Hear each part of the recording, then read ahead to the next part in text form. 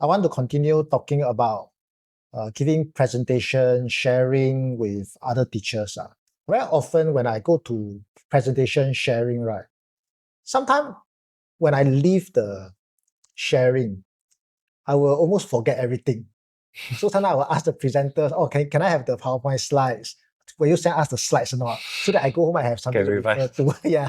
So what do you think a way to help teachers or participants in any sharings to remember so that it sticks, so that the things that the presenter say, right, can stick to the participant's mind? Maybe we can just help to phrase the information in a way that the participants can understand. People with very short attention spans, kids even, right? Yeah. And I realized that I chanced upon this formula. I don't know how effective it is, okay, but it's a 4-point formula. The first step is you will tell the concept one time. Okay. And then step 2, tell the concept again in a different way. Tell the concept again. In a different way. And then number 3, break into an example or a story. Okay. And then 4, conclude with the same point that you just said. All this is talking about just one point. Okay. So you see, I'm going to play out now. Example. Okay. I say, let's say all tall buildings need a foundation. Okay. One time. Because if buildings do not have a foundation, twice. If buildings don't have a foundation, they will collapse. Let me tell you a story. 3 really. Okay. I'm telling a story. Once upon a time, there was a building. He had no foundation. And he wobbled and he smashed onto the floor. Okay. Oh, no. And he died and his friends were very sad. That's the end of story.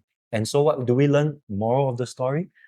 All buildings need a foundation. And by then, that structure, that point has been grilled in at least 4 times. And people will remember. I thought the analogy is quite good because I always write in my blog, right, that yes, nowadays the technology is making things move very fast, but our brain is still the same as 2,000 years ago. Primordial brain. Yeah, so how we learn, even though the technology is faster, but the speed that we learn, it still takes time. We still need that time to process the information, to understand. Yeah, so there's a lot of research studies on how people learn and depth of learning, depth of reflection. There's this studies that I read before. It says that whenever we learn something, right, our brain will like firstly notice. We call it noticing. Notice what's there. What did the teacher say? Yeah. Then second part, then the brain will slowly start to make connection. If the presenter give the audience time to reflect, right, this will automatically happen. This will happen in the brain. Yeah. Yeah. So like when you say the teacher say another time in another way, right, another perspective, right? Yeah. The audience will think and try to think whether it makes sense or not, whether that concept makes sense. If the audience feel that it makes sense, then they will start to make meaning. You start to think, okay, why does building need foundation? And that's when you start talking about the stories and all that. When the audience start to believe in it already, that's when the audience start to think about how can they use the concept in practice. Yeah. Then when the brain go through the whole process, right, that's when the brain transform.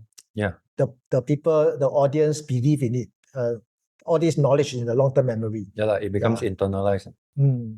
I think sometimes we tend to put a lot of things, a lot of information in our presentation slides. Yeah. Yeah, like 3 different concepts in one slide. And because of time, right, we tend to rush through the concepts. All the 3 concepts, concept 1, concept 2, concept 3. Yeah. So that's why a lot of people will suggest that if we want to prepare presentation, try to put only 1 point in 1 slide or 1 point for 3-4 slides. Yeah, minimalism. So that it helps the audience to have that space to think, to reflect. Yeah. Yeah, I agree. Because if audiences don't have time to sense make, or they find no sense in what you're saying, that's where they check out. That's where we result in the part where, oh, can I have the slides? Yeah.